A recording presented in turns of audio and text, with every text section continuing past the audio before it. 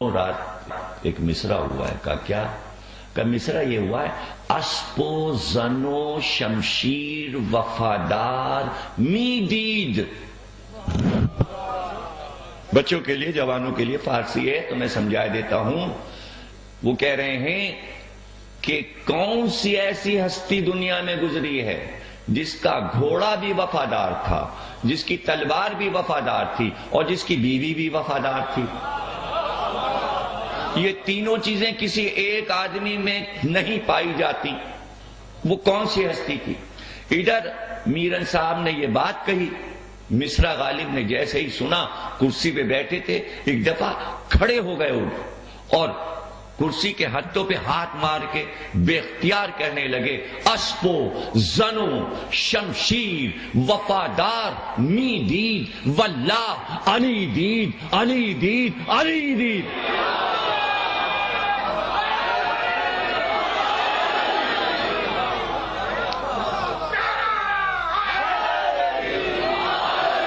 خدا کی قسم صرف علی کو دیکھا گیا، علی کو دیکھا گیا، علی کو دیکھا گیا. یہ ہیں وہ علی سے محبت کی باتیں، اس گھرانے سے محبتیں. اب میں کیا بیان کروں؟ تمام ہمارے بانی اعضاء، ہمارے جتنے بھی بھائی ہیں، کل سے ان کی فرمائش تھی کہ کچھ ذکر ہو جائے اس رخ سے. اب ظاہر تمہید ہو چکی ہے، میں اصلی موضوع پہ آ رہا ہوں. فرمائش یہ تھی کہ میرنی سنائیے. اب ظاہر ہے کہ امید تو آپ سے بن گئی تھی 5 دن سے کہ بھئی ہیں تو ماشاءاللہ سب ادبی لوگ، اور اس میں کوئی شک نہیں کہ علمی مجلس سننے کے آپ عادی ہیں. اب یہ ساری باتیں تو بڑے اعلیٰ ذوق کی ہیں، لیکن چونکہ اب 5 دن سے آپ نے بڑا اچھا ثبوت دیا اور بہت خوبصورت طریقے سے تقریر سنی، اس لیے میرے لیے یہ بات ہے کہ اعتماد پیدا ہو گیا ہے آپ کا. تو شک و شبہ تو مجھے نہیں ہے، لیکن کچھ لفظ میں تمہیداً بتا دوں کہ میرنیس دنیا کے بہت بڑے شاعر ہیں، اور ان کو جو رتبہ پورے ورلڈ میں ملا ہے وہ اپنی رزمیہ کی وجہ سے ملا ہے. یعنی میدان جنگ لکھنا آسان نہیں ہے. ہومر نے لکھا یونان میں، ملٹن نے لکھا، ورجل نے لکھا اٹلی میں، لیکن شیکسپیئر نے انگلینڈ میں، فردوسی نے ایران میں، سورداس، کالی داس، کبیر داس نے ہندوستان میں. لیکن ہندوستان میں اردو زبان میں میرنیس نے جب رزمیہ لکھا تو سورداس، کبیر داس سب پیچھے رہ گئے، شیکسپیئر پیچھے رہ گیا، ٹینیسن پیچھے رہ گیا، ہومر، ملٹن سب سے بھی آگے انیس نکل گئے. اور ورلڈ نے یہ فیصلہ کیا کہ جیسا میدان جنگ انیس نے دکھایا کوئی نہیں دکھا سکا. کیوں ایسا ہوا؟ اس لیے کہ جس نے میدان جنگ دکھایا تھا سب کے میدان جنگ جھوٹے تھے. انیس کا میدان جنگ کربلا سچا ہے اور آج بھی سچا ہے. صلوات پڑھیے گا. چونکہ سچے لوگوں کی مدح کی، حقیقت کو بیان کیا، لیکن لاکھوں شعر کہہ کر بھی انیس عاجز تھے اور کہتے تھے جو مدح کا حق تھا وہ ادا نہ ہوا. تو اللہ سے دعا مانگا کرتے تھے، پروردگار میرے قلم میں اتنی طاقت دے کہ میں اس گھرانے کی تعریف کر سکوں. تو اللہ کی بارگاہ میں دعا کی، لیکن دعا ایسی سات پر کی کہ اللہ نے دعا کو قبول کیا، قلم میں اثر دیا، لفظوں میں روح دی، اور آج تک انیس کے اشعار اسی طرح زندہ ہیں. جبکہ 150 برس ہو چکے ہیں ان کی شاعری کو اسی طرح پڑھا جا رہا ہے، سمجھا جا رہا ہے، لگتا ہے آج کی زبان ہے. بارگاہ الہی میں انیس نے دعا مانگی، یا رب چمن نظم کو گلزار ارم کر، تو فیض کا مبدا ہے توجہ کوئی دم کر، اے ابر کرم خشک زراعت پکرم کر، گمنام کو اعجاز بیانوں میں رقم کر، جب تک یہ چمک مہر کے پرتو سے نہ جائے، اقلیم سخن میری قلم رو سے نہ جائے، آؤں طرف رزم ابھی چھوڑ کے گر بزم، خیبر کی خبر لائے میری تب اولو العزم، قطع سر آدھا کا ارادہ جو ہو بالجزم، دکھلائے زباں سب کو یہی مار کے رزم، جل جائیں ادو آگ بھڑکتی نظر آئے، بھائی تلوار پہ تلوار چمکتی نظر آئے، وہ ایک زباں ماہ سے تا مسکن ماہی، عالم کو دکھا دے برش سیف الہی،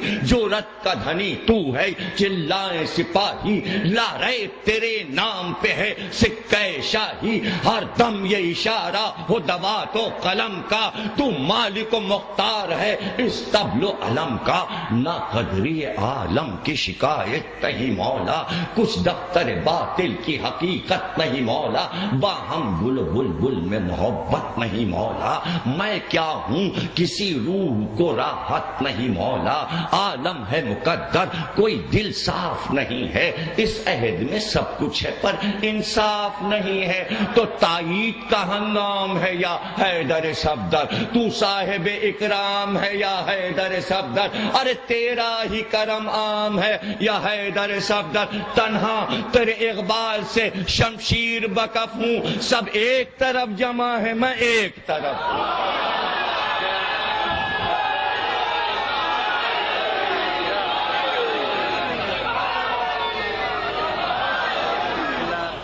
تھا جوش کچھ ایسا ہی جو دعویٰ کیا میں نے، خود سربہ غریبہ ہوں کہ یہ کیا کیا میں نے، ایک قطرے ناچیز کو دریا کیا میں نے، تو تقصیر بہل کیجئے بیجا کیا میں نے، ہاں سچ ہے اتنی بھی تالی نہ روا تھی، مولا یہ کلیجے کے پھپھولوں کی دوا تھی، مولا یہ کلیجے کے پھپھولوں کی دوا تھی، تو مقبول ہوئی عرض گناہ عفو ہوئے سب، امید برائی شامل ہوا افضال محمد کرم رب، بھائی ہوتے ہیں علم فوج مضامی کے نشان، اب پشتی پہ ہیں سب رکنے رکی دین متی کے، بھائی ڈنکے سے ہلا دیتا ہوں طبقوں کو زمین کے،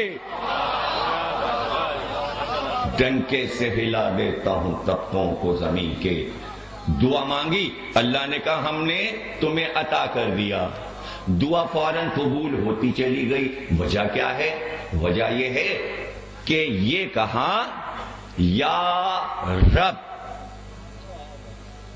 کتنے نام ہیں اللہ کے آپ کو پتا ہے، اس مصرے میں سب نام آ رہے ہیں، مالک چمن نظم کو گلزار ارم کر، خالق چمن نظم کو گلزار ارم کر، ہر نام رکھ کے دیکھ لیجئے مصرے میں آ رہا ہے، لیکن کیا کہا یا رب، اس لیے کہ یہ رب کا لفظ جو ہے اسم اعظم ہے، کیوں؟ اس کے اندر ایک بات چھپی ہے، جتنے انبیاء نے دعا مانگی تو اللہ کا صرف یہی نام لیا رب، آدم نے دعا مانگی کہا رب، نوح نے دعا مانگی کہا رب، ابراہیم نے دعا مانگی کہا رب، موسیٰ نے دعا مانگی کہا رب، عیسیٰ نے دعا مانگی کہا رب، پیغمبر نے دعا مانگی رب زدنی علما، رب مجھے علم دے، یعنی رب سے دعا فوراً قبول ہوتی ہے، کیوں؟ علم اعداد بتا رہا ہوں بچوں جوانوں کو، ہر حرف کے عدد ہوتے ہیں، ابجد حوض ہوتی، الف کا 1، بے کے 2، جیم کے 3، دال کے 4، ہے کے 8، توئے کے 9، یہ کے 10، اسی طرح بڑھتے جاتے ہیں، آخر میں زواد آتا ہے اس کے 1000 ہوتے ہیں، تو جو عدد ہوتے ہیں اسی سے ابجد کے نام نکالے جاتے ہیں جو تاریخی نام کہلاتے ہیں، اس میں ایک روحانی طاقت ہوتی ہے اعداد میں جو نام کے اور حروف کے ہوتے ہیں، رے کے ہیں 200 عدد، بے کے ہیں 2، رب کے عدد ہیں 202، علی کے عدد ہیں 110، محمد کے عدد ہیں 92، 110 اور 92 کو جوڑیں تو بنتے ہیں 202. محمد اور علی ملتے ہیں تو رب بنتا ہے.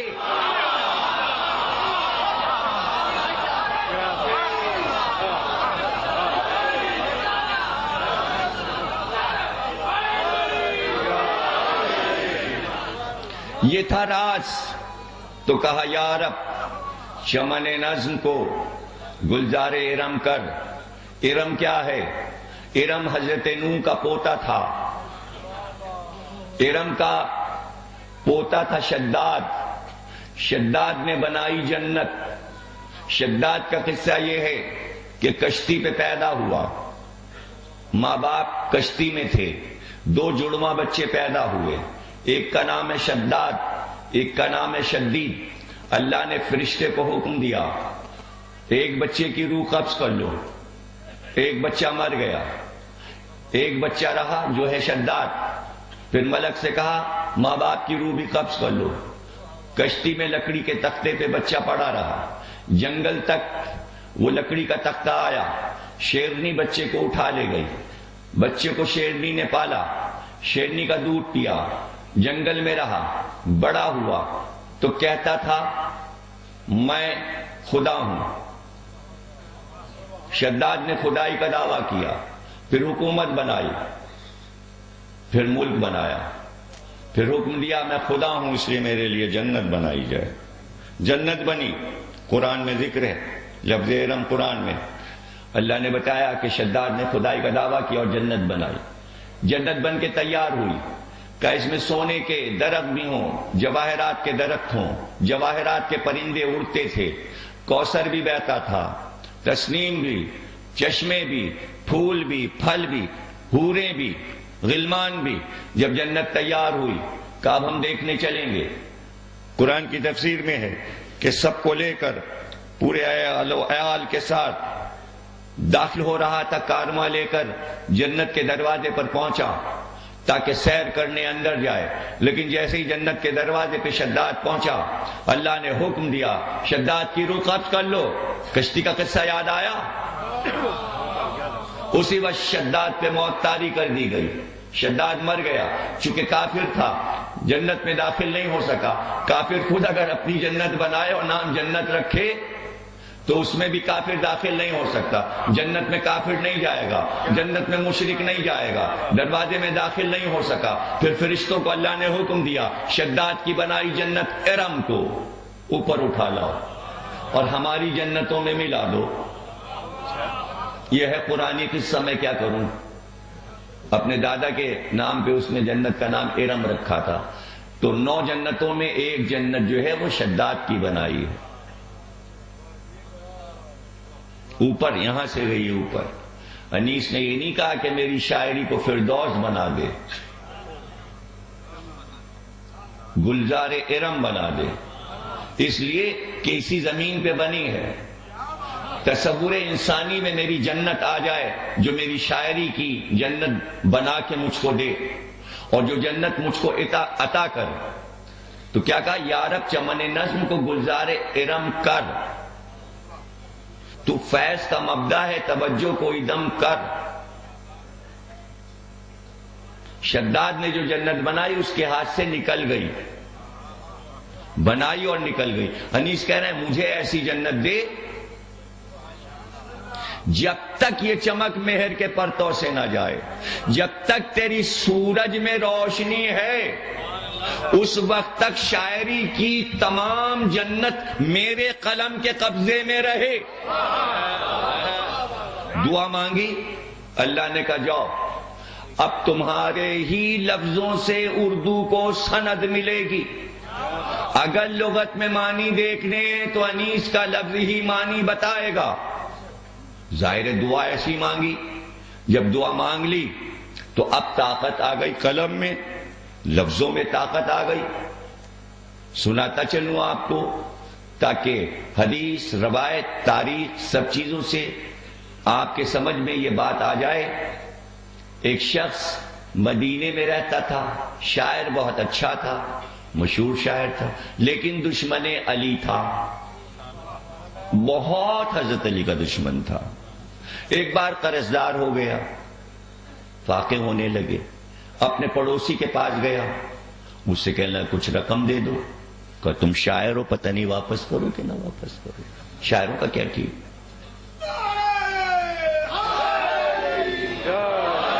ہم کہاں سے دے دیں تمہیں؟ ہاں ہم تمہیں ترکیب بتائے دیتے ہیں. اگر تمہیں کچھ رقم چاہیے, مدینے میں ایک بہت سخی رہتے ہیں, ان کے در سے کوئی واپس نہیں آتا, ان کے پاس جاؤ وہ دے دیں گے. کہ کون؟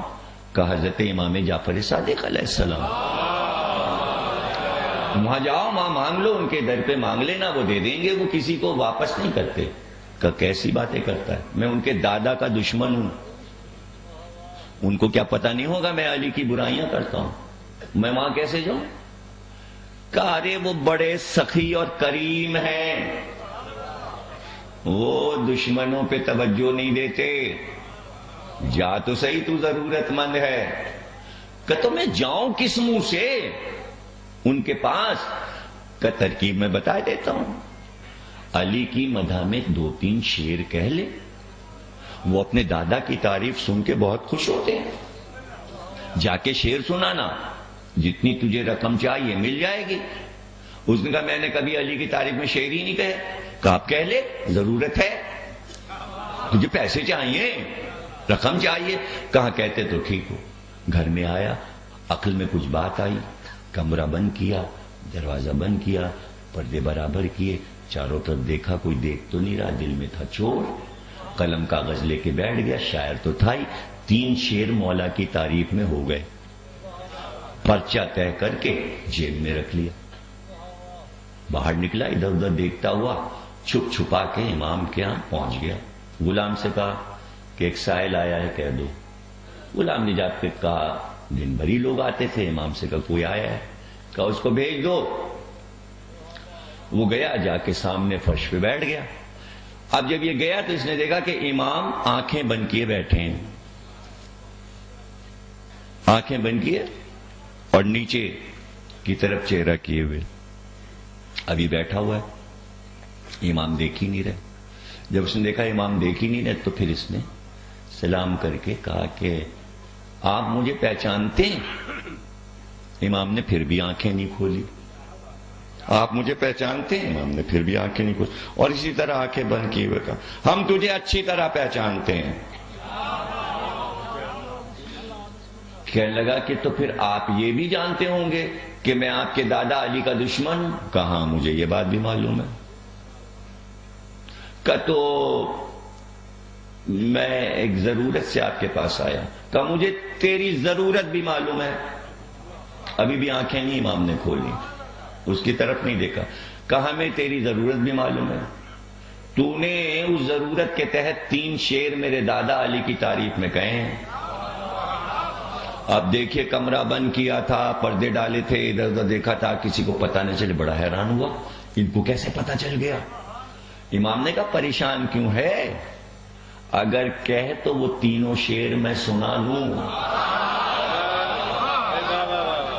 اگر تو کہے تو وہ 3 شعر میں سنا دوں. اب یہ بڑا حیران ہوا, کہنے لگا یہ شعر تو نئے کہیں, چوری کے تو ہیں نہیں, میں نے کہیں, یہ ان کو کیسے معلوم ہوگا؟ اب امام کو پتا ہے, تشویش میں امام نے کہا اچھا سن, پہلا شعر سن. اب امام نے آنکھیں کھولی اور چہرہ دیکھا. کہ پہلا شعر سناؤں؟ منہ سے نکل ہی گیا امتحانا, ہاں سنا دیجئے. امام نے پہلا شعر سنا دیا. اب یہ اندر سے تڑپ گیا, یہ ان کو کیسے پتا چل گیا, یہ پہلا شعر انہوں نے کیسے سنا دیا. اب دیکھا کہ پریشان ہے تو امام نے کہا کہ ہاں بھائی بات کے 2 شعر بھی سنا دوں. اب اس نے کہا یہ 3 شعر اگر چلے گئے تو میں پیسے کیا لوں گا. جلدی سے کہنے لگا نہیں 2 شعر میں سناتا ہوں. کہا تو سنا. 3 شعر اس نے سنائے. امام نے مڑ کے غلام سے کہا وہ 60,000 میں نے رکھے تھے درہم, لیا. غلام لایا. کہا یہ لے, یہ تیری ضرورت سے زیادہ ہے, اور یہ جو تو تشویش میں ہے کہ یہ شعر مجھے کیسے پتا اور میں نے کیسے سنا دیا, جا باہر جا اور ایک ایک مجمع میں جا کے بازاروں میں کہہ دے امام صادق نے یہ کہا ہے, جعفر صادق نے یہ کہا ہے, پوری دنیا کو بتا دے. سب کو بتا دے کہ جب کبھی کوئی مداح میرے جد علی کی تعریف کرنے بیٹھتا ہے تو لفظ جب اس کے پاس جانے لگتے ہیں تو پہلے لفظ ہمارے پاس آتے ہیں، ہم سے اجازت مانگتے ہیں، ہم جب لفظوں کو اجازت دیتے ہیں تب وہ شاعر کے پاس جاتے ہیں۔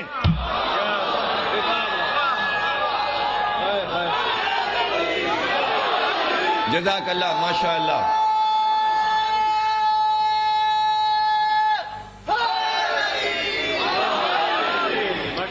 پہلے لفظ ہم سے اجازت مانگتے ہیں،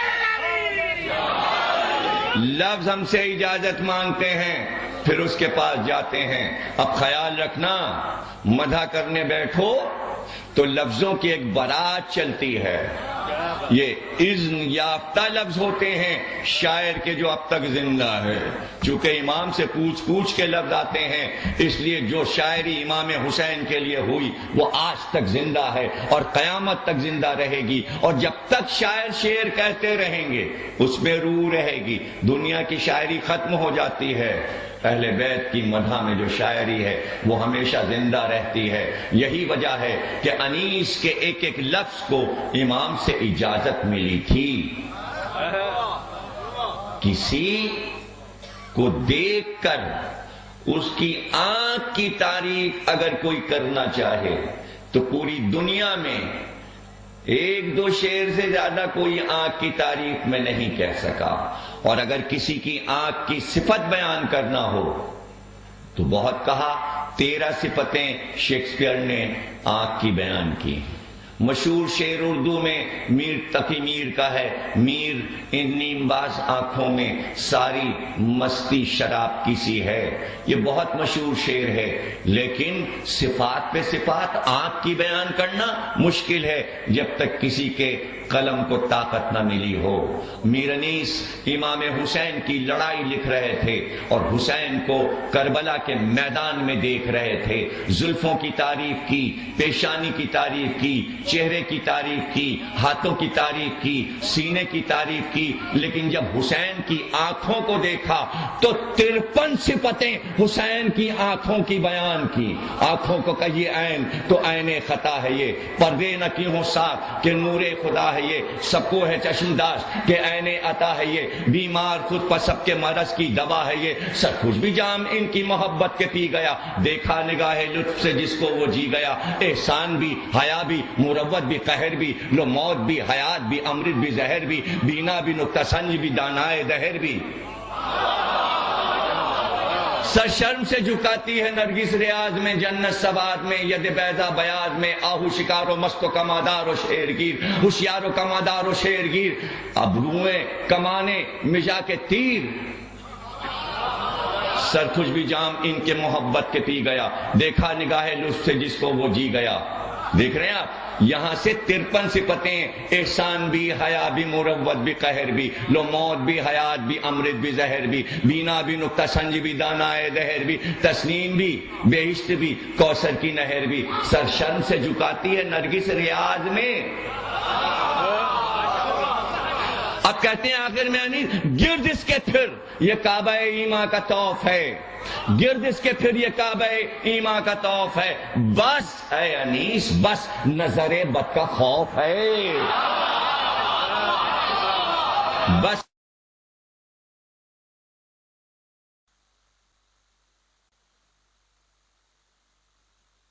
بس نظر بد کا خوف ہے۔ کیا کہنا، دیکھیے نا کہ آنکھوں کے قبضے میں ابروؤں کی کمانیں، مجا کے تیر، جس سادہ دل کو ان کی سیاہی کی یاد ہو، نہ خواندہ بھی اگر ہو تو روشن سواد ہو، اندھا ان آنکھوں کو دیکھ لے تو اسے نور مل جائے۔ یہ ہیں حسین کی آنکھیں، اور ذرا سوچئے کہ یہ ہستی آنکھیں، یعنی جو تعریف ہو رہی ہے وہ سارے لفظ صفات کے جو آ رہے ہیں، لیکن اگر کسی آنکھ میں آنسو ہو تو وہ بڑا مشکل ہے. آنسو والی آنکھوں کی تعریف بہت مشکل ہے، لیکن انیس نے یہاں بھی کمال دکھایا. پوری رات شب عاشور حسین خیمے سے باہر تھے، اس لیے کہ عبادتیں ہو رہی تھیں. اب ظاہر ہے کہ بچہ اگر باپ سے بہت دیر نہیں ملتا اور ایک دم بزرگ دیر میں آئے تو اس کی آنکھ میں آنسو تیرنے لگتے ہیں. یعنی یہ شکوہ ہوتا ہے، کیونکہ چھوٹا بچہ بول نہیں سکتا تو آنکھ سے بتاتا ہے کہاں تھے بابا آپ اتنی دیر سے، مجھے گود میں کیوں نہیں لیا. تو انیس کہتے ہیں وقت یہ تھا کہ پوری رات حسین خیمے میں آئے نہیں. اب جو صبح آئے اور علی اصغر کو گود میں لیا تو علی اصغر کی آنکھ میں آنسو تھے، اور جیسے ہی انیس نے علی اصغر کی آنکھوں کو دیکھا بے اختیار کہا روئے ہیں فرقت شہ عالی جناب میں، روئے ہیں فرقت شہ عالی جناب میں، نرگس کے پھول تیر رہے ہیں گلاب میں. نرگس کے پھول تیر رہے ہیں گلاب میں. اصغر کی یاد آ گئی. ابھی ایک مرثیہ میں نے چھاپا ہے، 250-300 صفحے کی کتاب ہے، معصوموں کا ستارہ. ضرور لیجیے گا، اگر آپ کو کہیں دکان پہ نظر آئے تو پڑھیے گا. فرانس میں ایک بہت بڑا شاعر گزرا ہے، الیگزینڈر گونل. فرانسیسی زبان میں شاعری کرتا تھا. جب جنگ عظیم ہوئی اسی دور کا شاعر ہے، اور لڑائی میں جب مسلسل بم پھینکے گئے اور لوگ تباہ ہوئے تو اس میں بہت بچے بھی مرے، عورتیں بھی مری. تو اس نے دیکھا کہ لڑائی بند نہیں ہو رہی تو اس نے ایک انجمن بنائی، معصوموں کی انجمن. اور اس نے چھوٹے چھوٹے بچوں کو جمع کر کے کہا کہ پورے ورلڈ کے بچے اس انجمن کے ممبر بن جائیں. اور ان بچوں کی طرف سے ایک اپیل چھایا ہوئی کہ معصوم بچے تم جنگ کرنے والوں سے اپیل کرتے ہیں لڑائی بند کر دو، اس لیے کہ جو بم پھینکے جاتے ہیں اس میں کچھ معصوم بچے بھی مر جاتے ہیں. ہم تم سے یہ کہتے ہیں کہ یہ لڑائی نہ لڑو، کتنے معصوم بچے مر جائیں گے. اور اس کے اوپر اس نے لکھا کہ ان معصوم بچوں کی انجمن نے اپنی انجمن کا صدر بنایا ہے کربلا کے شہید علی اصغر کو. کربلا کے شہید علی اصغر کو. اور پھر اس نے 250 اشعار علی اصغر کی شہادت پہ لکھے. جب میں نے وہ مرثیہ اس کا پڑھا، فرینچ زبان سے انگریزی میں ترجمہ ہوا، پھر فارسی میں ہوا، اردو ترجمہ اس کا ہم نے چھاپا ہے. آپ جب وہ مرثیہ پڑھیں گے تو اس نے کمال کیا. آپ تو ظاہر ہے کہ بچپن سے واقع کربلا سنتے ہیں، لیکن ایک فرانس کے رہنے والے شاعر نے علی اصغر کو کتنے قریب سے دیکھا، اور ماں ام رباب کے تاثرات کو کس طرح اس نے کہا. ہم تو اس کے مرثیے کو پڑھ کر حیران ہوتے ہیں. حیرانی ہوتی ہے کہ جس کے دل میں بھی محبت آ جائے. اور پھر 6 مہینے کے بچے کی سوانح حیات کیا، لیکن جب ہم علی اصغر کی سوانح حیات لکھنے بیٹھے اور ہم نے کتاب تیار کی تو ہم بھی حیران ہو گئے. 1000 صفحے کی کتاب شہزادے کی سوانح حیات میری چھپی ہے. اسے آپ پڑھیں گے تو آپ حیران ہوں گے کہ 6 مہینے کے بچے کی کہانی کتنی طویل ہے. علی اصغر کی کہانی بہت طویل ہے، حالانکہ عمر تو 6 مہینے کی. 10 رجب کو علی اصغر دنیا میں آئے تھے مدینے میں. 10 رجب سے عاشور تک پورے 6 مہینے بنتے ہیں. حسین نے 1 رات کی مہلت صرف اس لیے مانگی تھی کہ اگر 9 کو لڑائی ہو گئی تو علی اصغر کی قربانی قبول نہیں ہوگی. اس لیے کہ شریعت میں یہ ہے کہ جس جانور کو قربان کرو وہ پورے 6 مہینے کا ہو۔ علی اصغر کی عمر میں اگر ایک دن رہ جاتا تو کربلا کا واقعہ رک جاتا، حسین کی عظیم قربانی نہ ہو پاتی۔ اس لیے عاشور کو لڑائی حسین نے منظور کی تھی تاکہ 10واں دن علی اصغر کے 6 مہینے میں پورا ہو جائے۔ آخر میں اس لیے لائے کہ پورا دن گزر جائے، یہ پورے 6 مہینے کے ہو جائیں، اس لیے عصر کا انتظار کیا۔ جب علی اصغر مدینے سے چلے تھے 6 مہینے کے نہیں تھے، 18 دن کے تھے، راستے میں 6 مہینے کے ہوئے۔ کہیں ایسا بھی تم نے دیکھا ہے بچہ جس کی پوری عمر سفر میں کٹ جائے؟ 6 مہینے سفر میں گزرے، مدینے سے مکے، مکے سے کربلا، رباب کی گود، پھپھیوں کی آنکھ کا تارا۔ کسی خاندان میں جو بچہ سب سے چھوٹا ہوتا ہے، بہنوں کی محبت کا بھی مرکز ہوتا ہے، ماں کا بھی پیارا ہوتا ہے، پھپھیاں بھی بہت چاہتی ہیں اس کو۔ 8 دن کا قیام کربلا میں ہے۔ کیسے بتاؤں؟ حسین کے جو خیمے لگے وہ گنتی میں 12 خیمے تھے، اور ایک خیمے سے دوسرے خیمے بہنیں کبھی علی اصغر کو لیے اس خیمے میں جاتی اور کبھی اس خیمے میں، لیکن 7 تاریخ سے تو علی اصغر زینب کے گود میں آ گئے، اور اتنا روتے تھے کہ پھوپھی پریشان ہو کے کہتی تھی اصغر پانی کہاں سے پلاؤں؟ آؤ چلے قاسم کے خیمے میں دیکھیں شاید پانی ہو، لیکن پانی وہاں بھی نہ ملا۔ پھر کبھی مسلم بن عقیل کے بیٹوں کے خیموں میں گئی، پانی وہاں بھی نہ ملا۔ پھر کہا علی اصغر چلو عباس کے خیمے میں چلیں، شاید تھوڑا سا پانی مل جائے، پانی وہاں بھی نہ ملا۔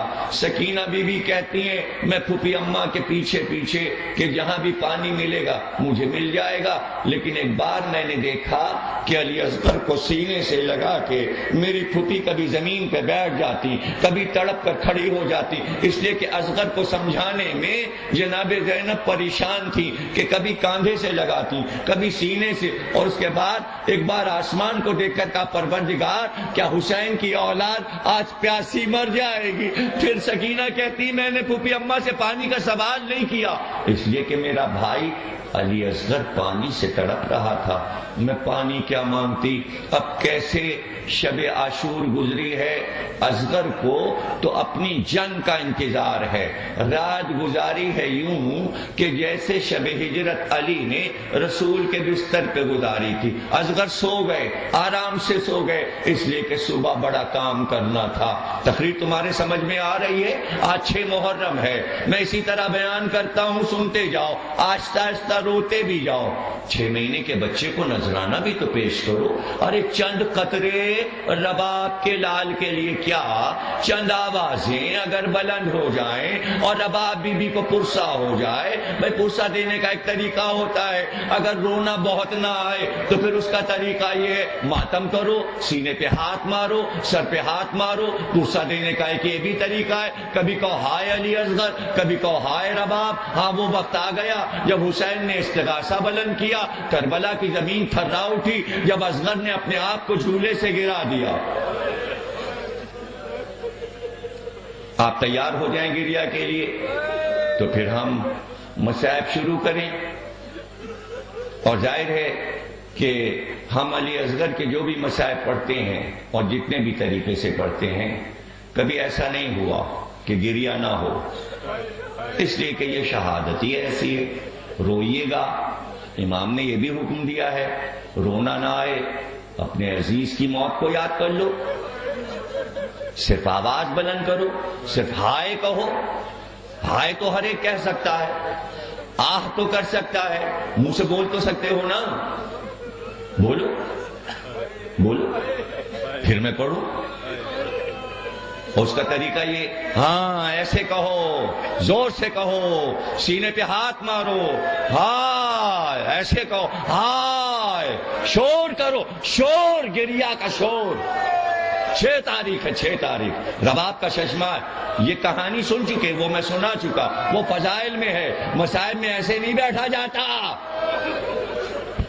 گریا کرو، گریا کرو، گریا کرو، گریا کرو، ماتم کرو، ماتم کرو، ماتم کرو، کہو ہائے حسین۔ اب دن کہہ رہ گئے، 7، 8، 9 شب عاشور، قیامت ہے عاشور کو خاک اڑانے کا دن۔ حسین حسین کہو، حسین حسین حسین، منہ سے کہو حسین حسین حسین حسین حسین حسین، زور سے کہو، میرے ساتھ کہو، زور سے کہو، زور سے کہو، حسین، ہائے حسین۔ ہاں کتنا دیکھو نورانی لگ رہا ہے ماحول، یہی پرسا کا طریقہ ہے۔ اسی طرح آپ 7، 8، 9 اسی طرح گزرے، جب رونا نہ آئے بس یہ پکارو، ہائے حسین، ہائے حسین۔ چپ نہیں ہو، چپ نہیں، چپ نہیں رہنا۔ 5 بولو، 10 بولو، مگر بولو۔ جو نہیں بول رہے ہیں شرم سے انہیں چھوڑ دو، لیکن جو بول سکتے ہیں وہ بولیں، جن میں ہمت ہے وہ بولیں، جن میں ہمت ہے وہ بولیں۔ میں سناتا ہوں ایک روایت، قیامت کی روایت میں سنا رہا ہوں۔ منہال روایت کرتا ہے، کہتا ہے میں حج کرنے گیا، حج کر کے میں نے سوچا کہ حج قبول نہیں ہے جب تک امام کی زیارت نہ ہو۔ امام زین العابدین کی خدمت میں مدینے آیا، امام نے کہا منہال کہاں سے آ رہے ہو؟ کہا پہلے کوفے، اور کوفے سے میں حج کر کے آپ کے پاس آ رہا ہوں۔ کہا کوفے کا کیا حال ہے؟ کہا مختار آپ کے دشمنوں کو چن چن کے قتل کر رہا ہے، مجھے غور سے مت دیکھو، کہتے رہو حسین، کہتے رہو حسین، کہتے رہو حسین۔ سنتے رہنا کان سے، منہ سے بولنا اور ہے، کان سے سننا اور ہے، 2 کام ایک ساتھ ہو سکتے ہیں، ہو سکتے ہیں کہ نہیں ہو سکتے ہیں؟ منہ سے بولو، ہاں 2 آدمی بولتے رہو، 2 آدمی بولتے رہو، سب سنو، کان سے سنو لیکن منہ سے بولو۔ کیا حال ہے؟ کہ مختار آپ کے دشمنوں کو قتل کر رہا ہے۔ ایک بار منہال کا چہرہ دیکھا زین العابدین نے، بیمار امام نے کہا ارے ہرملہ پکڑا گیا کہ نہیں پکڑا گیا؟ ہرملہ گرفتار ہوا؟ منہال حیران ہوئے، کہا آپ نے اپنے بھائی علی اکبر کے قاتل کو نہیں پوچھا، آپ نے اپنے چچا عباس کے قاتل کو نہیں پوچھا، آپ نے اپنے بابا حسین کے قاتل کو نہیں پوچھا، یا آپ نے ہرملہ کو کیوں پوچھا؟ کہا ارے منہال، ہرملہ کا ایک تیر جو کربلا میں چلا وہ میری دادی فاطمہ زہرا کے سینے کے پار ہو گیا، اس نے ہم آل محمد کے جگر کو چھیدا ہے۔ ہرملہ کا تیر، یا حسین، یا حسین، یا حسین۔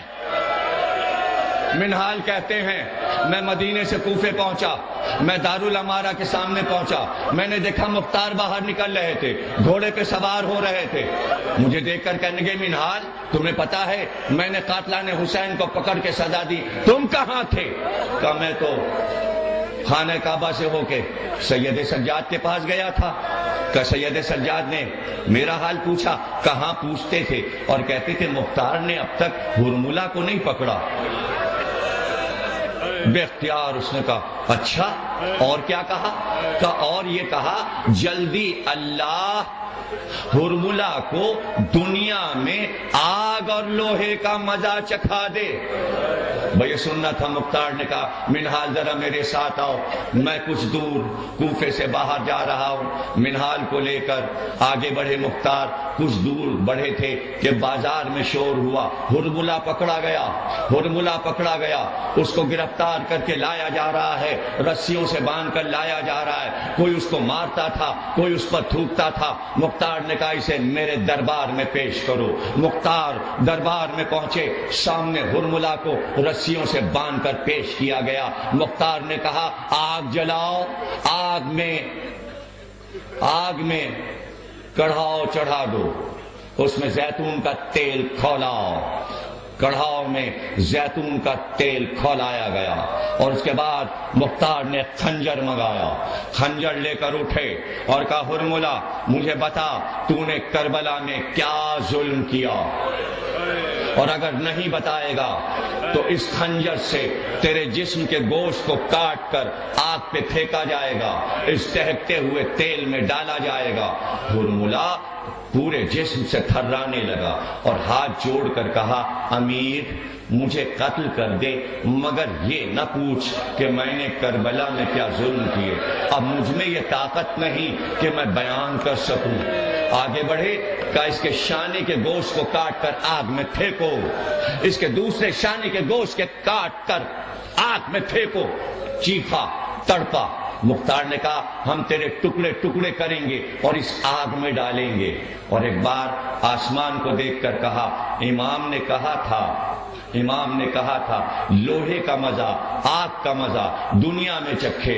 اور ملا امام کی دعا قبول ہو رہی ہے. لوہے سے ہم تیرے ٹکڑے ٹکڑے کریں گے اور تیرے جسم کو آگ میں ڈالیں گے تاکہ امام کی دعا قبول ہو مختار کے ہاتھ سے اور تجھے بیان کرنا پڑے گا. کانپ گیا, تھرا گیا. کہا مختار اگر سننا ہی چاہتا ہے تو سن. میں بہت مشہور تیر انداز تھا شام کا. مجھ کو امیر نے خط لکھ کر بلایا. میں بڑے بڑے جانوروں کا شکار ایک نشانے سے کرتا تھا. میرے پاس جتنے تیر تھے وہ اونٹ پر استعمال ہوتے تھے. جنگل کے جانوروں پر شکار میں وہ بڑے تیر تھے, وہ سب 3 بھال کے تھے اور میں نے زہر میں بجھا لیے تھے تیر تاکہ جب جانوروں پہ پڑے تو جانور جلدی گر جائیں تاکہ میں جا کر جلدی سے ذبح کر لوں. سارے تیر زہر میں بجھے ہوئے تھے. اور یہ میں آپ کو سمجھا دوں اور بتا دوں کہ عرب میں جو کمانیں رکھی جاتی تھیں وہ بہت بڑی بڑی کمانیں ہوتی تھیں. اس میں جو ڈوری بنتی تھی اس کو کہتے تھے 2 ٹانک کی کمان یا 1 ٹانک کی کمان. جب ڈوری بنتی تھی کمان میں تو اس میں 1 من کا پتھر لٹکایا جاتا تھا. اس کا مطلب یہ ہوتا تھا کہ 1 من ڈوری نہیں ٹوٹے گی اور تیر جو اس سے چلے گا جس کو لگے گا ایسا لگے گا 1 من کا وزن اس پہ گر گیا. لیکن ہرملہ کی جو کمان تھی وہ 2 ٹانک کی تھی, یعنی اس میں 2 من کا پتھر باندھا جاتا تھا اور کمان ٹوٹتی نہیں تھی. اب جو تیر اس سے چلے گا اس کا وزن 2 من کے برابر ہے. اتنے فورس سے ہوا میں وہ تیر جاتا تھا. سب سن لیا تم نے؟ اب رونے کو تیار ہو؟ مجھے معلوم ہے بہت غور سے سن رہے ہو. میری بات دنیا کے ہر ملک میں اسی طرح سنی جاتی ہے, ہر شہر میں ہر ایک آنکھیں پھاڑ کے سنتا ہے. لیکن میرا تقاضا یہ ہوتا ہے کہ رو بھی لو, یا حسین بھی کہو, ہائے حسین بھی کہو. جب تک تیاری نہیں کرو گے میں آگے نہیں پڑھوں گا. روایت ختم ہو گئی, بات ختم ہو گئی. گریا کرو, ماتم کرو میرے ساتھ, ماتم کرو, ماتم ماتم ماتم ماتم ماتم ماتم. میں دیکھوں سینے پہ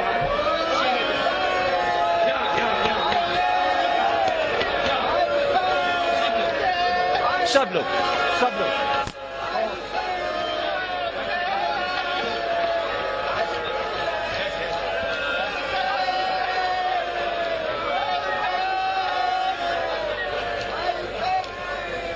ہاتھ مارو سینے پہ. آواز آئے میرے کان میں, آئے میرے کان میں آواز آئے. زور زور. خواتین ساری دیکھیے, بچے سارے.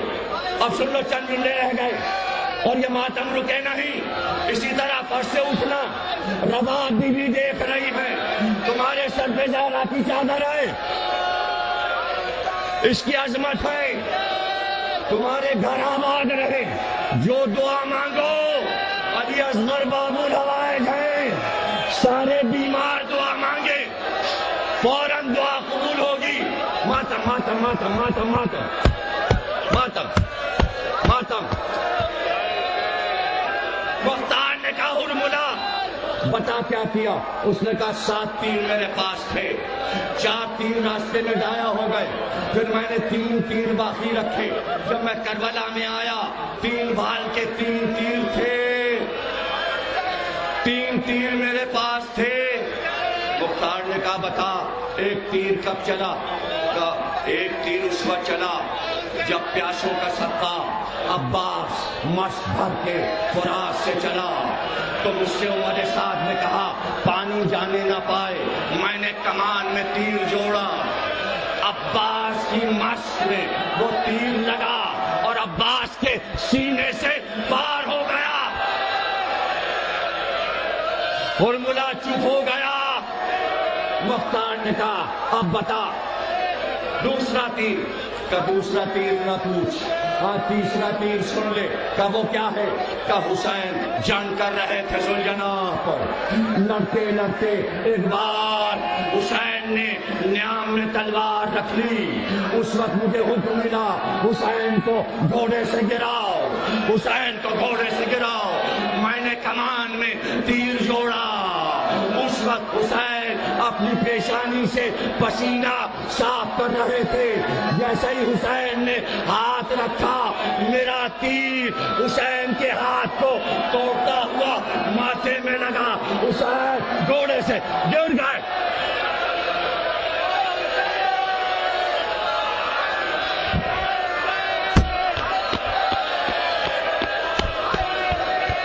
مختار نے کہا بتا وہ تیسرا تیر؟ کہا وہ تیر حسین اپنے ہاتھوں پر ایک بچہ لا، علی اصغر کو دکھا کے کہا تھوڑا سا پانی پلا دو۔ اس وقت تمہارے ساتھ نے کہا کلام الحسین۔ میں گھوڑے کی آڑ میں بیٹھا، میں نے کمان کو لیا اور ایک تیر کمان میں نے جوڑا۔ میں نے بس یہ دیکھا کہ تیر چلا، میری طرف دیکھنا، ماتم نہ رکے۔ تیر چلا، تیر چلا۔ کیا ہوا؟ کیا ہوا؟ خود قاتل بتا رہا ہے کہ ایک بار تیر جیسے ہی علی اصغر کے گلے پہ لگا، علی اصغر کی لاش حسین کے بازو سے لٹک گئی، حسین کے بازو میں بے بس ہو گئی۔ ماتم ماتم ماتم، ہائے علی اصغر، ماتم ماتم۔ یا حسین، یا حسین، زور سے کرو، زور سے، زور سے، زور سے، زور سے، زور سے۔ علی اصغر کا لہو بہنے لگا۔ حسین نے جلدی جلدی وہ خون لیا اور لے کر علی اصغر کے کپڑوں پہ ملنا شروع کیا، کپڑوں پہ ملنا، لیکن خون نہیں رکا، پھر خون لیا۔ زمین آواز آئی نہیں، آسمان آواز آئی، انکار آسمان کو ہے، راضی زمین نہیں۔ اصغر تمہارے خون کا ٹھکانہ کہیں نہیں، یہ کہہ کے چہرے کے خون کو مل لیا، چہرے کو خون، چہرے کے خون کو مل لیا۔ چہرہ حسین کا لال ہو گیا۔ اب اصغر کو لیے چلے، سر کو جھکائے ہوئے خیمے کے در پہ آئے، لاش لاتے تھے، پکار کے کہتے تھے اکبر کی لاش لے جاؤ، قاسم کی لاش لے جاؤ، لیکن 7 بار پیچھے ہٹے، 7 بار آگے بڑھے۔ انا للہ و انا الیہ راجعون، ہمت کر کے 7ویں بار آواز دی، رباب اپنے بچے کو لے جاؤ، رباب اپنے بچے کو۔ پہلے سکینہ آ گئی اور دامن پکڑ کے کہا بابا علی اصغر کو پانی پلا لائے، علی اصغر کو پانی پلا لائے۔ لیکن جب سکینہ کی نظر حسین کے چہرے پہ گئی تو پیچھے ہٹ گئی، اس لیے کہ بابا کا چہرہ لال ہو رہا تھا۔ بہن پہچان گئی، رباب بھی پہچان گئی۔ ایک بار رباب کو آواز دی، رباب درے خیمہ پر آئی، بے اختیار کا رباب میں کون ہوں؟ کہ آپ امام ہیں، آپ امام وقت ہیں، کہ جو کچھ میں کہوں گا میرا کہا مانوں گی، کہ آپ میرے سرتاج ہیں، کہ کچھ دیر کے لیے اللہ کی امانت کو گود میں لے لو۔ ارے سب سنتے چلے جا رہے، سنتے چلے جا رہے، یہ اس طرح سنا جاتا ہے۔ میں نے ترکیب بتائی ہے، دیکھو یہ کیسے رو رہے ہیں، ایسے رو، ایسے رو، یہ ہے طریقہ، یہ ہے طریقہ، ایسے ایسے رو، زور سے کہو یا حسین، آواز بنو، آواز، یا حسین، یا حسین، یا حسین، زور سے زور سے، کھڑے ہو جاؤ، کھڑے ہو جاؤ، کھڑے ہو جاؤ، یا حسین، یا حسین، یا حسین، یا حسین، یا حسین، یا حسین، یا حسین۔ اللہ تمہیں سلامت رکھے۔